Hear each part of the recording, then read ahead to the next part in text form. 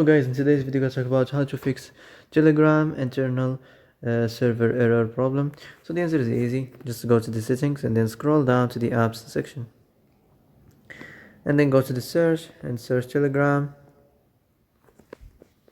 And then go to the storage, and here you will find this clear cache option. Click on it. Now you can go check it if it works, and if it didn't you can try to restart your phone or turn the Wi-Fi off and on or the Bluetooth off and on. Also you can try to clear data, but be careful. If you clear data, all the Telegram's data will be deleted. This includes all files, the settings, the accounts, the databases, etc. So be careful if you wanna clear your data.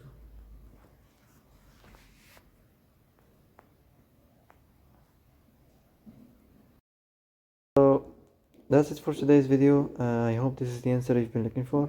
And if you like this video, don't forget to like and subscribe, and see you in the next video.